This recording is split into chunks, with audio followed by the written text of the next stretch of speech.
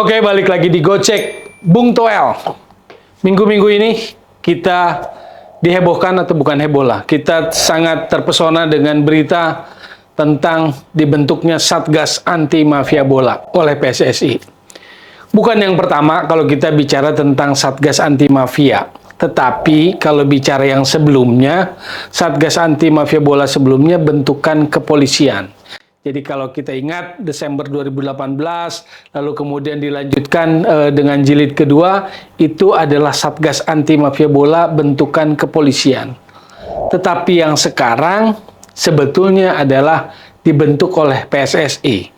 Karena yang mengumumkannya PSSI lewat konferensi pers yang dilakukan oleh Ketua Umum PSSI langsung, Erick Thohir. Jadi ini adalah Satgas Anti Mafia Bola pertama yang dibentuk oleh PSSI. Nah, tentu ini sebuah niat yang baik, niat yang luhur soal membersihkan sepak bola kita dari perkeliruan-perkeliruan lah, dari penjahat-penjahat, dari penyakit-penyakit, dari virus-virus yang nanti bisa melumpuhkan sepak bola Indonesia. Soal pengaturan skor, soal penyuapan, dan seterusnya, soal pungli juga deh. Saya harus sebut gitu kan. Nah, jadi ini niatnya niat yang baik. Hanya niat yang baik harus dilakukan dengan cara yang baik. Jadi, kali ini saya memberi catatan, memberi pendalaman, memberi catatan. Apakah betul ini adalah Satgas Anti Mafia Bola yang dibentuk PSSI? Tentu saja. Karena dinyatakan oleh Ketua Umum PSSI waktu itu dan juga ada salah satu exco-nya Arya Sinulinga kan, waktu mengumumkan Satgas Anti Mafia Bola. Nah, tapi pertanyaannya adalah ketika disebut bahwa Satgas Anti Mafia Bola ini independen, pertanyaannya, catatannya, betulkah Satgas Anti Mafia Bola ini lahir dari rahimnya PSSI? Kalau kita bicara statuta, undang-undang dasarnya PSSI, konstitusinya sepak bola, yang berhak membentuk Satgas semacam ini kan dianggap sebagai komite ad hoc. Ya, dari sisi karakter, dari sisi sifatnya, Satgas Anti Mafia Bola seperti ini kan dianggap sebagai komite ad hoc. Dan kalau bicara sebagai komite ad hoc, yang punya kewenangan membentuknya adalah Exco, Eksekutif Komite PSSI. Lihat pasal 40 Statuta PSSI dan juga pasal 59. Itu adalah kewenangan Exco tentang membentuk komite ad hoc. Ya, salah satu diantaranya adalah tentang Satgas Anti Mafia Bola. Lalu pasal 59 juga di situ disebutkan bahwa Satgas Anti Mafia Bola ini berkewajiban atau komite ad hoc, ya seperti Satgas Anti Mafia Bola ini harus melaporkannya pada eksekutif komite. Nah, pertanyaannya, kalau dari podcast kemarin dengan salah satu anggota Satgas Akmal Marhali itu disebutkan independen. Bahkan operasional mereka tidak dari PSSI, operasional mereka mencari dana sendiri. Crowdfunding lah istilahnya gitu loh. Lalu juga waktu jumpa pers, waktu pernyataan pers, waktu jumpa pers PSSI Ketua Umum, itu menyatakan bahwa Satgas Anti Mafia Bola ini lapornya langsung ke Presiden. Nah, ini sebetulnya menjadi abu-abu, menjadi ambigu. Ini bentukan PSSI atau bentukan pemerintah? Nah, ini yang harus clear gitu loh. Itu yang makanya saya bilang, niatnya baik, tapi caranya harus baik. Kenapa? Karena nanti banyak konsekuensi-konsekuensinya. Gitu. Independen, ya itu bagus. Tidak menggunakan dana operasional PSSI, ya itu bagus. Tetapi apakah pembentukan Satgas Anti Mafia Bola ini sesuai dengan statuta PSSI? Misalnya, dibentuk oleh Exco, kalau dibentuk oleh Exco berarti harus lewat rapat Exco.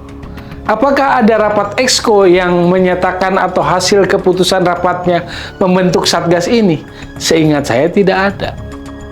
Karena belakangan ini tidak ada rapat Exco. Jadi kalau secara sepak bola, secara statuta, secara hukum sepak bola, komite ad hoc seperti Satgas Anti Mafia Bola ini harus diputuskan dibentuk oleh Exco. Berarti lewat rapat Exco. Nah, ini yang enggak. Jadi apakah itu yang tadi pertanyaan, apakah dari rahim PSSI gitu loh. Kenapa? Karena ini berimbas kepada eksekusi. Produknya apa? Produk dari Satgas Anti Mafia Bola dalam konteks lingkup penegakan hukum sepak bola. Kalau yang ada ranah hukum positifnya, pidananya kan kepolisian nanti kan. Tetapi yang ranah penegakan hukum sepak bolanya apa? Kan ada kan hukum sepak bola yang ditegakkan. Terkait match fixing, zero tolerance. Nah, bagaimana mengeksekusi hukuman itu? Atau hasil atau produk dari Satgas itu apa? Kalau isinya rekomendasi, siapa yang harus mengeksekusi? Kalau yang mengeksekusi adalah Komisi Yudisial PSSI, dalam hal ini adalah bisa disiplin, bisa etik, apakah akan dieksekusi oleh mereka? Sementara lahirnya tidak dalam kandungan rahim PSSI, tidak lewat eksekutif komite PSSI, tidak lewat rapat exco PSSI, dan begitu. Kan nggak ada rapat exco kemarin. Yang hasil keputusannya adalah membentuk Satgas Anti Mafia Bola. Yang ada adalah ketua umum setelah melaporkan dengan presiden ada instruksi itu. Lalu kemudian dibentuklah Satgas Anti Mafia Bola Independen ini. Jadi pertanyaan dasarnya, ini lahir dari rahim PSSI atau bukan? Apalagi memang ada keinginan untuk independen. Ada dana operasional yang tidak dari PSSI. Laporannya pun langsung ke presiden, bahkan ke FIFA. Tidak kepada eksekutif komite PSSI. Jadi itu pertanyaannya. Nah, kalau eksekusinya ingin lewat komite disiplin, terkait penegakan hukum sepak bolanya, maka itu harus lahir dari rahim atau kandung PSSI. Nah, ini yang menurut saya jadi ambigu. Secara administratif ini nggak jelas gitu loh, statusnya gitu loh. Maka menurut saya perlu dijelaskan statusnya ini dengan benar. Sekali lagi saya bilang, niatnya bagus, tetapi caranya harus tepat. Caranya harus benar. Sepak bola, federasi, PSSI, ada konstitusinya, namanya statuta. Statuta mengatakan bahwa yang namanya Satgas, yang namanya komite ad hoc harus dibentuk lewat eksekutif komite exco. Lewat rapat. Kan nggak ada rapat belakangan ini. Kenapa? Karena nanti ujungnya konsekuensinya ketika harus mengeksekusi rekomendasi. Kalau rekomendasinya misalnya hukuman sanksi sepak bola, zero tolerance, tidak terlibat, siapa yang mengeksekusi? Siapa yang mengeluarkan produk itu? Kalau Satgas ini memanggil kepada football family, kekuatan hukumnya apa? Kalau dia dianggap abu-abu, lahir bukan dari rahim PSSI. Itu yang pertama catatan saya. Yang kedua, ini juga saya berharap ada sebuah hasil yang luar biasa, karena ini akan menjadi pertaruhan terutama. Bukan menyisihkan yang lain, bukan meremehkan yang lain. Ada Marwarar Sirait, ada Akmal, ada Ardan yang mantan BPKP, tetapi buat saya fokus dari Satgas ini adalah seorang Najwa Shihab. Ini pertaruhan besar, reputasi dan nama besar seorang Najwa Shihab. Saya tahu concern pada sepak bolanya luar biasa, pada keinginannya untuk melihat sepak bola yang bersih luar biasa, pada integritas sepak bola yang bersih sangat luar biasa, tetapi berdasarkan pengalaman Satgas-Satgas sebelumnya, hasilnya seringkali seperti meteor. Melesat di awal, sangat gemerlap, tapi kemudian segera meredup. Nah, ini yang akan menjadi tantangan buat Najwa Shihab. Sebagai teman, saya ingin menyemangati, semoga Najwa punya cara, punya strategi, supaya Satgas Anti Mafia Bola ini produktif, dan memang benar-benar menyentuh ke akar persoalan tentang match fixing, pengaturan skor, pungli, penyuapan, dan seterusnya.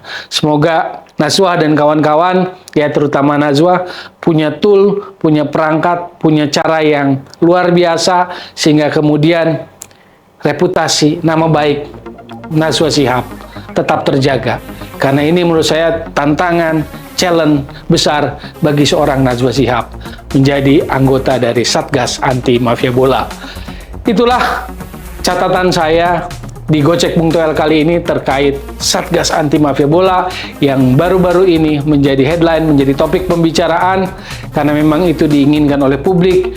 Tapi itu tadi catatan saya, ada cara, ada prosedur, niat baik harus dilakukan dengan cara yang baik. Sekali lagi selamat bekerja buat Satgas Anti Mafia Bola, kita tunggu hasilnya. Dan saya ingatkan lagi, jadi solusi bukan polusi sepak bola, tetap digocek, Bung Toel.